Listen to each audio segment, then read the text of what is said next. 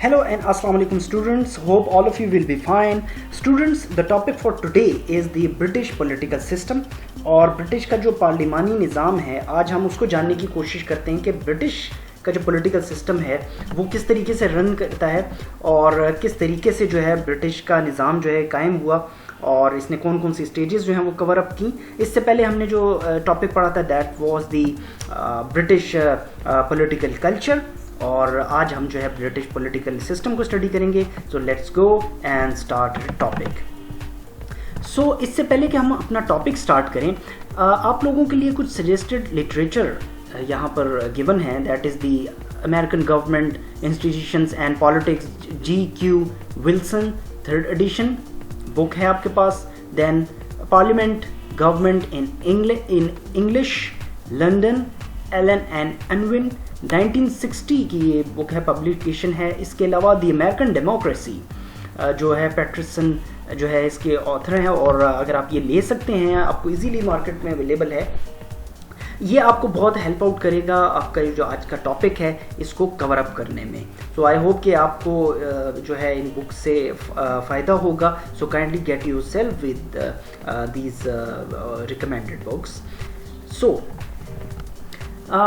Students, इससे पहले कि हम अपने टॉपिक को जो है वो स्टार्ट करें, what we have in today's topic अगर आप देख लीजिए या कि हम इन अदर वर्ड्स में ये आपको कह सकता हूँ कि ये जो टॉपिक है क्योंकि it's a very vast topic. So इस टॉपिक में हमारे लिए क्या है इस वक्त, तो आपके पास यहाँ पे कुछ जो है वो सब हेडिंग्स गिवन है। सबसे पहले आपके पास the history of British politics, history के बारे में हम पढ़ेंगे। द गवर्नमेंटल फाउंडेशंस, उसके बारे में पढ़ेंगे कि गवर्नमेंट किस तरह फॉर्म हुई, किस तरीके से फॉर्म होना चाहिए गवर्नमेंट को और किस तरीके की उसकी फॉर्मेशन है गवर्नमेंट की।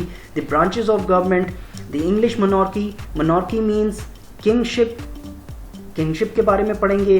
ब्रिटिश पार्लियामेंट के बारे में पढ़ेंगे। Political parties that have been running from the last और that have been taking part और taken part in the British political affairs, उसको भी स्टडी करेंगे। इसके अलावा ब्रिटिश का जो पॉलिटिकल कल्चर है इसको भी हम स्टडी करेंगे।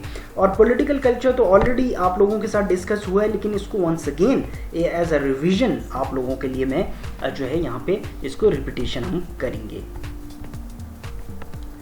So the first thing, the history of British politics, इसको आज हम स्टडी करते हैं बेसिकली कि ब्रिटिश की जो हिस्ट्री है, जो ब्रिटिश पॉलिटिक्स है, जो इंग्लैंड की पॉलिटिक्स है, उसकी तारीख क्या है।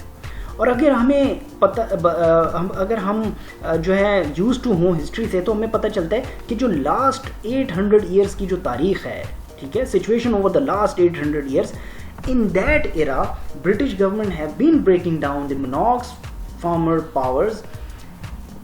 मीन्स कि ब्रिटिश में जो मोनार्की है या मोनार्कशिप है या फिर इन अदर वर्ड किंगशिप है, इनकी जो किंग्स हैं वो अराइवल भी हुआ है, वो डिपार्चर भी हुआ है। इनके किंग्स जो हैं वो आते रहे हैं और किंग्स जो हैं वो जाते भी रहे हैं।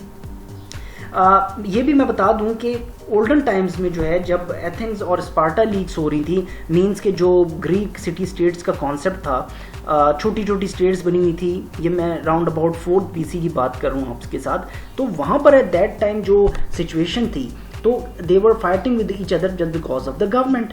अब वो चेयर के लिए फाइट कर रहे थे एक दूसरे के साथ, इकोनॉमिक्स के लिए फाइट कर रहे थे, अपने सर्वाइवल के लिए फाइट कर रहे थे। तो किंगशिप का अराइवल होता था, किंगशिप का जो है वो डिपार्चर होता था।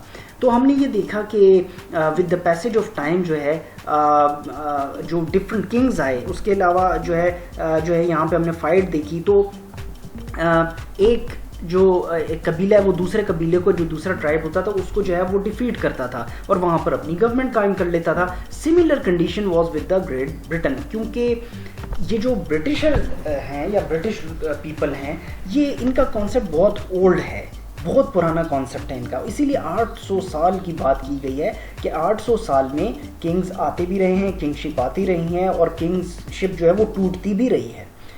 अब इसका रिजल्ट ये हुआ कि जो स्ट्रगल है, अब स्ट्रगल हो रही थी और the struggle has produced bitter conflicts on governmental, social and religious levels.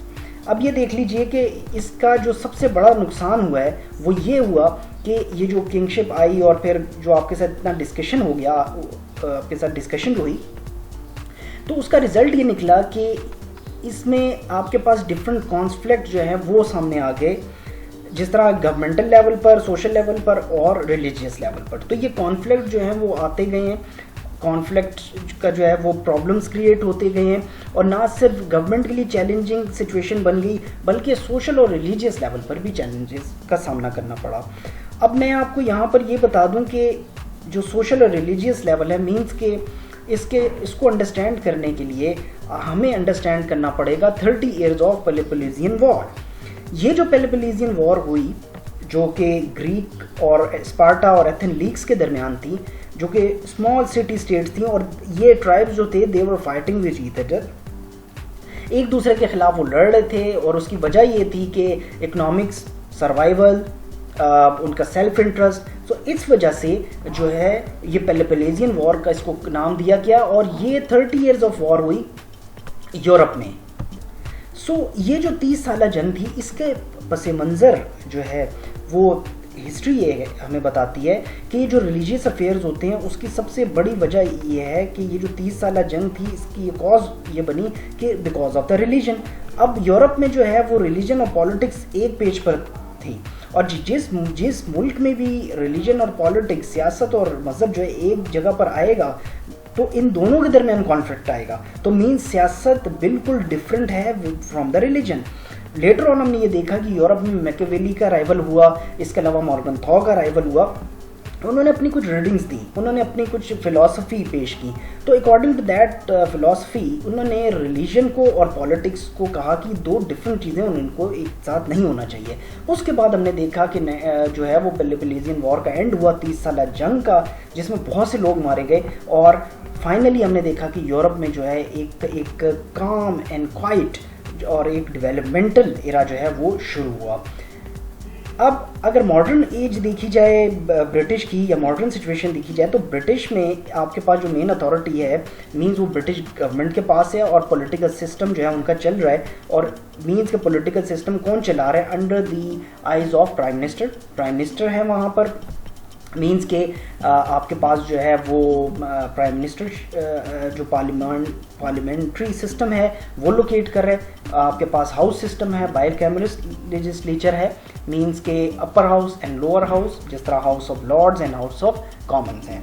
इसी तरह पाकिस्तान में आप देख लीजिए तो हमारा निज़ाम भी ब्रिटिश का जो निज़ाम है उससे बहुत सिमिलर है। यहाँ भी हमारे पास टू हाउस सिस्टम है, बाइकैमरल लेजिस्लेचर है, अपर हाउस, लोअर हाउस, आपके पास पार्लियामेंट एंड द सेनेट, और मेन पावर्स किसके पास हैं? प्राइम मिनिस्टर के पास हैं। लेकिन ब्रिटिश में क्योंकि किंगशिप है queen Elizabeth the second, so the thing is that कि प्राइम मिनिस्टर जो है उसके पास मेन जो है वो रिस्पॉन्सिबिलिटी होती है इन तमाम पॉलिटिकल अफेयर्स को टेक ऑन करने में। लेकिन क्योंकि ब्रिटिश में जो as I have told you कि किंगशिप है, वहाँ पर आपके पास जो है क्वीन एलिजाबेथ द सेकंड जो है वो अभी पावर में है, मीन्स के queen as a rubber stamp है। द थिंग इज़ दैट कि सारी पावर जो है जो पॉलिटिक्स चल रही है वो under the eyes of prime minister चल रहे हैं। लेकिन क्वीन जो है उसके पास ये अथॉरिटी है कि किसी वक्त भी वो प्राइम मिनिस्टर को कॉल करके उसको जो है अपने ऑफिस जो है या अपने पैलेस जो है वो वहाँ पर इनवाइट कर सकती हैं। वो ये पूछ सकती हैं कि मुझे आप रिपोर्ट करें कि आपका सिस्टम कैसे चल रहा है, कौन सी कंट्रीज है जिनके साथ आपके ताल्लुकात हैं, और आपका पॉलिटिकल निज़ाम जो है वो किस तरीके से चल रहा है, क्या लोगों को कोई तकलीफ तो नहीं है, लोगों के लिए कोई प्रॉब्लम्स तो नहीं है, अगर yes so we can sort it out. कहने का मतलब ये है, द थिंग इज़ दैट कि किंगशिप में हमेशा किंगशिप अगर होगी, एक तो होती है pure kingship. In other words हम ये कह सकते हैं कि कुछ मुल्क ऐसे हैं जहाँ पे प्योर किंगशिप है, वहाँ पर आपको जो सारा सिस्टम पॉलिटिक्स का भी सिस्टम है वो सारे किंग्स के ही अंडर चल रहा है, रॉयल फैमिली के ही अंडर चलता है। लेकिन ब्रिटिश में जो है पार्लियामेंट भी है और किंगशिप भी है, तो ये साइड बाय साइड सिस्टम चलते हैं। क्वीन जो है उसके पास ये अथॉरिटी नहीं होती कि वो डायरेक्टली पॉलिटिक्स में इंटरफेयर करे। सिर्फ इतनी क्वीन के पास अथॉरिटी होगी कि क्वीन जो है वो प्राइम मिनिस्टर को किसी वक्त भी जो है वो ये कह सकती है कि आप मुझे रिपोर्ट करें। इन अदर वर्ड्स हम ये कह सकते हैं कि यूके का जो पूरा जो अगर आप इसकी जियोग्राफी देखें तो यूके जो है वो डिवाइडेड है, और डिवीज़न इस तरह है कि in different countries, for example England है, नॉर्दर्न आयरलैंड है, स्कॉटलैंड एंड वेल्स, ये वो एरियाज़ हैं या वो जो है स्टेट्स हैं जहाँ ये यूके को कंबाइन करके, मींस कि यूके इन स्टेट से बना था किसी इरा में। अगर तारीख देखी जाए तो तारीख हमें बताती है कि जो ग्रेट किंगडम है of the kingdom of the UK, और ये बेसिकली इन तमाम स्टेट से मिलकर बना है। लेकिन with the passage of time, ज़ाहिरी बात है कॉलोनाइजेशन भी थी, तो with the passage of time इन स्टेट्स में अपनी गवर्नमेंट्स भी कायम हुई। लेकिन आज भी हम देखते हैं कि इन स्टेट्स में जो है वो यूके का असर व रसूख अभी भी उसी तरह है। कहने का मकसद ये है कि कुछ अरसा पहले हमने देखा कि कुछ मूवमेंट्स चली थी स्कॉटलैंड में और आयरलैंड में, कि इवन वेल्स में भी हमें कुछ देखने को मिला कि वहाँ पर मूवमेंट चली कि हमें एक सेपरेट स्टेट का दर्जा दिया जाए, हम यूके से अलहदा होना चाहते हैं। तो ये कुछ स्टेट्स हैं जो कि अभी भी हम देखते हैं कि जो इंग्लैंड है वो इंग्लैंड का अभी भी इन स्टेट्स पर जो है वो काफ़ी इन टच है इन स्टेट्स के साथ। देन हमने ये फर्दर आप देख लीजिए तो यूके जो है इसमें डिफरेंट काउंसिल्स होती हैं, इसमें आपके पास डिस्ट्रिक्ट काउंसिल्स होती हैं, और यहाँ पर आपके पास जो है जिसमें डिफरेंट लोग हैं जो कि इलेक्टेड लोग होते हैं और जिनको जो है वो कुछ ड्यूटीज असाइन की जाती हैं, जिस तरह लोकल अथॉरिटीज़ हैं एंड लोकल गवर्नमेंट। तो कहने का मकसद ये है कि जो लोकल ये जो वहाँ पर आपके पास डिफरेंट जो डिस्ट्रिक्ट्स हैं और डिफरेंट आपके पास जो हैं उनके ओहदेदारान हैं, उनको लोकल गवर्नमेंट्स या लोकल अथॉरिटीज़ से वो जाने जाते हैं या लोकल गवर्नमेंट से वो जाने जाते हैं। और इसमें आपके पास डिफरेंट मिक्स जो है वो मेंबर्स होते हैं और कुछ ऑफिशियल्स होते हैं जो कि जिनको ड्यूटी असाइन की जाती है कि वो हेल्थ डिपार्टमेंट को लुक आफ्टर करें, इन्वायरमेंट को देखें, पार्क्स की मेंटेनेंस करें, रोड्स को जो है रोड्स एंड इंफ्रास्ट्रक्चर को जो है वो लुक आफ्टर करें, और इसके अलावा जो गंदगी है, जो रबिश है, उसको कलेक्ट करें और अपने अपने जो स्पेसिफिक एरियाज़ हैं वहाँ पे उसको लोकेट करें। इसके अलावा आपके पास एजुकेशन है, सोशल सर्विसेज, ट्रांसपोर्ट, लाइब्रेरीज, ये तमाम चीज़ें इनको जो लुक आफ्टर करना है वो इन डिस्ट्रिक्ट्स में जो लोग अपॉइंट किए जाते हैं वो उनके ज़िम्मे होता है कि वो इन तमाम चीज़ों को लुक आफ्टर करें। इसके साथ जो गवर्नमेंट है, गवर्नमेंट भी इनके ऊपर जो है वो चेक रखती है। ऐसा नहीं होता कि जो लोग हैं नीचे काम कर रहे होते हैं, अथॉरिटीज़ के जो मेंबर्स हैं, कि वो अपनी मर्ज़ी से काम कर रहे हैं और कोई चेक एंड बैलेंस सिस्टम नहीं है। ऐसा बिल्कुल नहीं है। यूके में proper check and balance system है। अगर कोई काम नहीं करता तो उसको जो है वहाँ से डिटेन भी कर दिया जाता है, मीन्स के निकाल दिया जाता है। तो UK has a very proper and proper mechanism, उनके पास प्रॉपर मैकेनिज़्म है, एक पैटर्न है जिसके तहत वो अपने सिस्टम को चला रहे हैं। सो व्यूअर्स, इससे रिलेटेड अगर आप जो है कुछ क्वेश्चंस करना चाहें मुझसे, आपके पास अगर कोई प्रॉब्लम हो तो आप शेयर करना चाहें तो आप लॉग इन कर सकते हो मेरे YouTube channel, that is m.abdullah education official, और आप वहाँ पे जाके मेरे चैनल को सब्सक्राइब कर लीजिए काइंडली। बेल आइकन पर प्रेस करना ना भूलिएगा ताकि आपको लेटेस्ट वीडियोज़ जो हैं वो अपडेट्स मिल सकें, and also like and share my videos. इसके अलावा आप जो है डिफरेंट जो सोशल मीडिया वेबसाइट्स हैं वहाँ पर भी मुझे एक्सेस कर सकते हो, एक्सेस है आपके पास, आप मुझे वहाँ पर भी अप्रोच कर सकते हैं आसानी के साथ। So thank you very much for your patience, और इंशाल्लाह जब हम नेक्स्ट टाइम आएंगे तो हम इस टॉपिक को कैरी ऑन करेंगे, the political system of the great Britain. Until next time अपना बहुत ख्याल रखिएगा और मुझे दुआओं में याद रखिएगा। Thank you very much and have a nice day.